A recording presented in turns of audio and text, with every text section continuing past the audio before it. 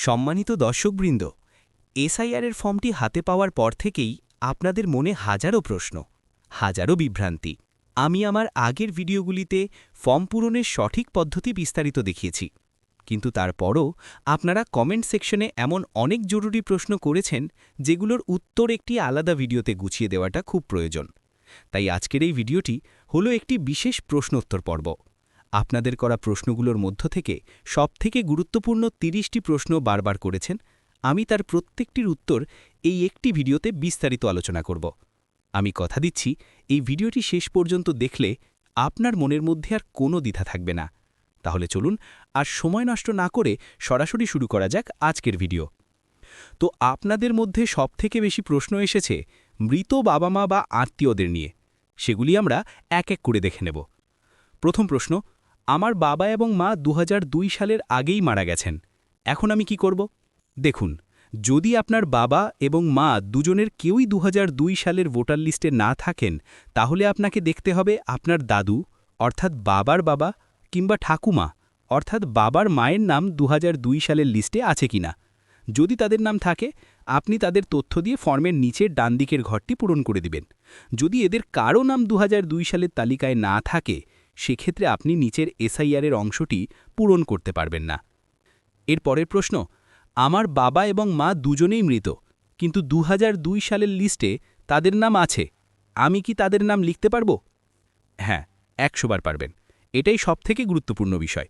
আপনার বাবা বা মা বর্তমানে জীবিত না থাকলেও ২০০২ সালের লিস্টে যদি ওনাদের নাম থেকে থাকে, তাহলে আপনি অবশ্যই ওনাদের নাম ও তথ্য ব্যবহার করে ফর্মের ডান দিকের ঘরটি পূরণ করতে পারবেন। এতে কোনো বাধা নেই। এর পরের প্রশ্ন, বাবা অথবা মা মারা গেছে, ফর্ম পূরণের সময় কি মৃত বা লেট কথাটি লিখতে হবে? এর উত্তর হল, এই ফর্মে মৃত ব্যক্তির নামের পূর্বে লেট বা মৃত লেখার কোনো প্রয়োজন নেই। আপনি ফর্মের প্রথম অংশে অর্থাৎ ৯ নম্বর বা ১১ নম্বর ঘরে ওনাদের শুধু নামটিই লিখবেন এবং নিচের এসআইআরের অংশেও ওনাদের নাম যেমন ২০০২ লিস্টে ছিল ঠিক সেভাবেই লিখবেন। এর পরের প্রশ্ন, ভোটার কার্ডে বাবার নাম অভিভাবক হিসেবে আছে, কিন্তু তিনি এখন মৃত, তারই পিক নম্বর কি দেব? এই প্রশ্নটির দুটি অংশ আছে। এক, ফর্মের প্রথম অংশে অর্থাৎ ৯ নম্বর ঘরে পিতা বা অভিভাবকের নামের জায়গায় আপনি আপনার বাবার নামটিই লিখবেন, কিন্তু তার নিচের এপিক নম্বরের ঘরটি ফাঁকা রেখে দেবেন, কারণ তিনি মৃত এবং তার বর্তমান এপিক নম্বরটি আর বৈধ নয়। ২, কিন্তু ফর্মের দ্বিতীয় অংশে অর্থাৎ নিচের এসআইআর লিঙ্কেজের ঘরে ডান দিকে যদি আপনি আপনার বাবার ২০০২ সালের তথ্য ব্যবহার করেন, তবে ২০০২ সালের লিস্টে তার যে এপিক নম্বরটি ছিল সেটি আপনাকে অবশ্যই লিখতে হবে। আপনি ২০০২ সালের লিস্ট দেখে দেখে লিখে দিবেন। এখন আমরা অভিভাবক, স্বামী এবং সম্পর্কের লিঙ্কেজ অর্থাৎ ফর্মের সবথেকে বিভ্রান্তিকর অংশের কিছু প্রশ্নের উত্তর দেখব। প্রশ্ন, ফর্মে মহিলারা পিতা বা অভিভাবকের জায়গায় কার নাম লিখবেন, বাবা নাকি স্বামী? তো দেখুন, ফর্মের ৯ নম্বর ঘরে পিতা বা অভিভাবকের নাম লেখা আছে, এখানে বিবাহিত মহিলারা অবশ্যই তাদের বাবার নামে লিখবেন, কারণ ফর্মের ১৩ নম্বর ঘরে স্বামীর নাম লেখার জন্য আলাদা একটি ঘর দেওয়াই আছে। তাই ৯ নম্বর ঘরটিতে অবশ্যই বাবার নাম লিখবেন।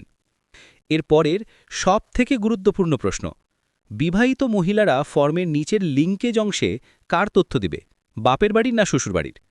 তো এই বিষয়টি খুব পরিষ্কারভাবে বুঝে নিন। এসআইআর লিঙ্কেজ অংশে বিবাহিত মহিলাদের অবশ্যই বাপের বাড়ির তথ্য দিতে হবে। এই লিঙ্ক শুধুমাত্র আপনার রক্ত সম্পর্কীয় পৈতৃক লাইনে হবে, অর্থাৎ আপনার বাবা, মা, দাদু অর্থাৎ পিতার পিতা এবং ঠাকুমা অর্থাৎ পিতার মায়ের লিখতে হবে। শ্বশুরবাড়ির কারো তথ্য এখানে দেওয়া যাবে না।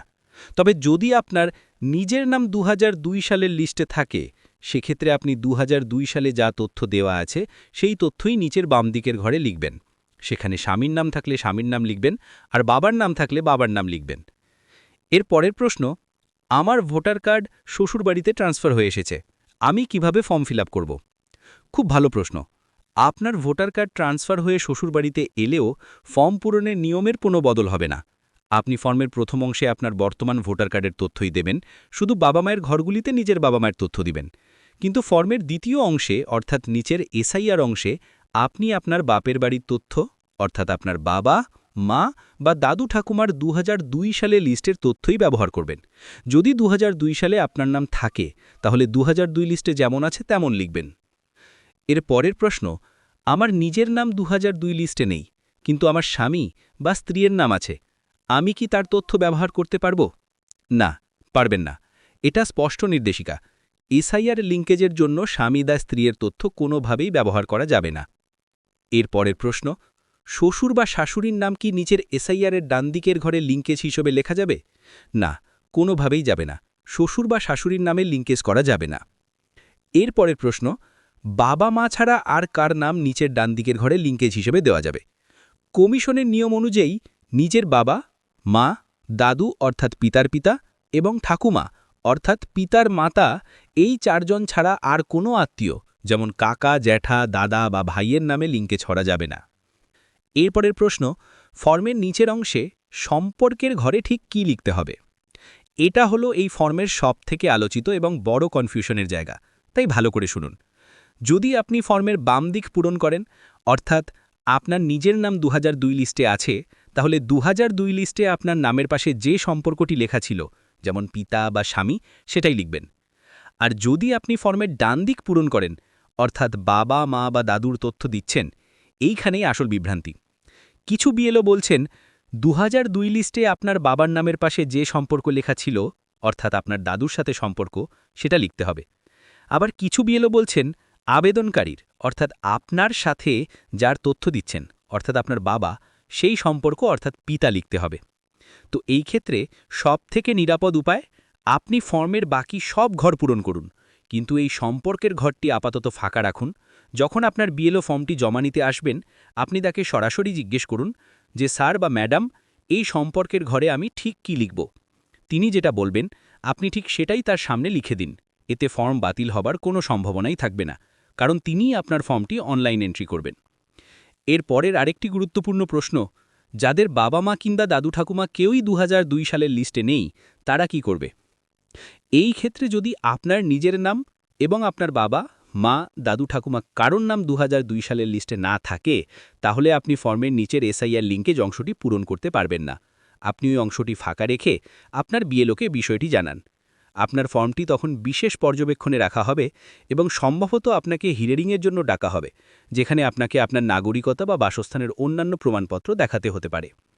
এর পরের প্রশ্ন, ২০০২ সালের লিস্ট কোথায় পাব? ২০০২ সালের লিস্টে আপনি পশ্চিমবঙ্গের অফিসিয়াল ওয়েবসাইট থেকে ডাউনলোড করতে পারবেন। এর লিঙ্ক আমরা ভিডিও ডেসক্রিপশনে দিয়ে দেব।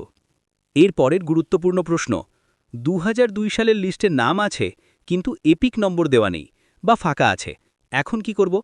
এই ক্ষেত্রে যদি ২০০২ সালের লিস্টে ভোটারের নামের পাশে এপিক নম্বরের ঘরটি ফাঁকা থাকে, তাহলে আপনিও আপনার ফর্মে ওই এপিক নম্বরের ঘরটি ফাঁকা রেখে দেবেন। যেমন লিস্টে আছে ঠিক তেমনই কপি করতে হবে।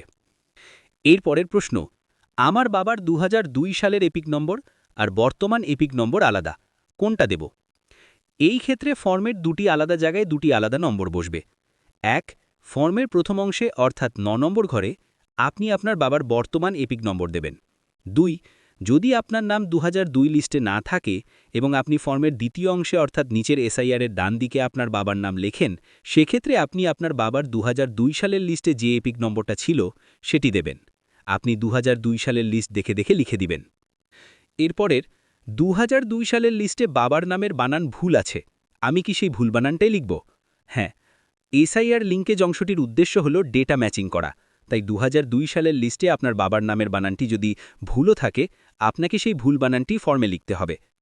এর পরের প্রশ্ন, বিয়ের পর পদবি বদলে গেছে, ২০০২ সালের লিস্টে পুরনো পদবি আছে, ফর্মে কোনটা লিখব? যদি আপনার নিজের নাম ২০০২ লিস্টে থাকে, অর্থাৎ আপনি ফর্মের বাম দিক পূরণ করছেন, তাহলে আপনাকে ২০০২ লিস্ট অনুযায়ী আপনার পুরনো পদবি দিয়েই ফর্ম পূরণ করতে হবে। তবে ফর্মের উপরের অংশে বর্তমানের পদবি লিখতে হবে, যেটা আপনার ভোটার কার্ডে আছে। এর পরের একটি আলোচিত প্রশ্ন, ফর্মটি বাংলাতে না ইংরেজিতে ফিল করতে হবে? আপনি বাংলা বা ইংরেজি যে কোনো ভাষাতেই ফর্ম পূরণ করতে পারেন, তবে আমাদের পরামর্শ হল ইংরেজি বড় হাতের অক্ষরে ফর্ম পূরণ করাই সবথেকে ভালো। এতে বিএলওদের কম্পিউটারে ডেটা এন্ট্রি করতে সুবিধা হয় এবং বানানের ভুল হওয়ার সম্ভাবনা কমে যায়। এর পরের প্রশ্ন, অনলাইনে ফর্ম পূরণের পর কি পুনরায় বিএলওকে অফলাইন ফর্ম দিতে হবে বা বিএলওকে বলতে হবে? আপনি যদি সঠিকভাবে অনলাইনে ফর্ম সাবমিট করে থাকেন তাহলে আপনাকে আর এসব করতে হবে না। আপনার তথ্য অটোমেটিক বিএলওর কাছে চলে যাবে। এর পরের প্রশ্ন, পুরনো ভোটার কার্ডে শুধু জন্মসাল লেখা আছে, পুরো জন্ম তারিখ নেই, ফর্মে কি লিখব? এই ক্ষেত্রে ফর্মের জন্ম তারিখের ঘরে আপনি আপনার আধার কার্ড, প্যান কার্ড বা জন্ম সার্টিফিকেটের যে সম্পূর্ণ জন্ম তারিখ লেখা আছে সেটিই লিখুন। এর পরের প্রশ্ন, ফর্ম কি কালো কালির পেন দিয়ে পূরণ করব নাকি নীল কালির? আপনি নীল বা কালো যে কোনো কালির পেন ব্যবহার করতে পারেন, এটা নিয়ে কোনো নির্দিষ্ট নিয়ম নেই। এরপরে আরও একটি আলোচিত প্রশ্ন, ছবির ব্যাকগ্রাউন্ড কী রঙের হতে হবে? ফর্মের ৫ নম্বর ঘরে যে ছবিটি আপনি লাগাবেন তার ব্যাকগ্রাউন্ড বা পেছনের রং যেন অবশ্যই হালকা একরঙা হয়। সাদা ব্যাকগ্রাউন্ড সবথেকে ভালো, হালকা নীল বা অন্য হালকা রঙও চলবে। জাঁকজমক ব্যাকগ্রাউন্ডের ছবি দেবেন না। এরপরের প্রশ্ন, ফর্মের সাথে কি কি ডকুমেন্ট জমা দিতে হবে? এই ফর্মটি জমা দেওয়ার সময় আপনাকে কোনো আধার কার্ড, ভোটার কার্ড বা অন্য কোনো কাগজের জেরক্স জমা দিতে হবে না। বিএলও শুধু পূরণ করা ফর্ম দুটিতে সই করে একটি আপনাকে দিয়ে দেবে, আরেকটি বিএলও নিজের সঙ্গে নিয়ে যাবে।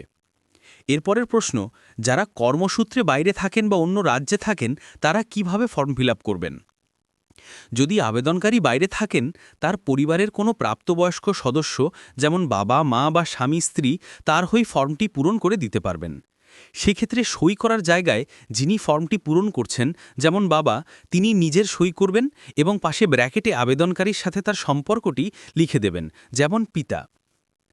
আমি চেষ্টা করলাম আপনাদের সবথেকে জরুরি ৩০টি প্রশ্নের উত্তর দিয়ে সমস্ত বিভ্রান্তি দূর করতে। আশা করি এই ভিডিওর পর আপনার ফর্ম পূরণ করতে আর কোনো অসুবিধা হবে না। আজকের ভিডিওতে আমরা ফর্ম পূরণের সমস্ত সমস্যা নিয়ে কথা বললাম, কিন্তু আপনি কি জানেন আপনি ফর্মটি জমা দেবার পর বিএলও আপনার ফর্মটি নিয়ে কি করেন? বিএলওর অ্যাপেই ডেটা এন্ট্রি করার আসল প্রসেসটা কি? অ্যাপের ভেতরে ঠিক কি কি জিনিস ম্যাচিং করা হয়? আর যদি কোনো কারণে আপনার ফর্ম ম্যাচিং না হয় বা রিজেক্ট হয়ে যায়, তাহলে ঠিক কি কারণে সেটা রিজেক্ট হয় এবং আপনার হিয়ারিং নোটিসে ঠিক কি লেখা থাকবে?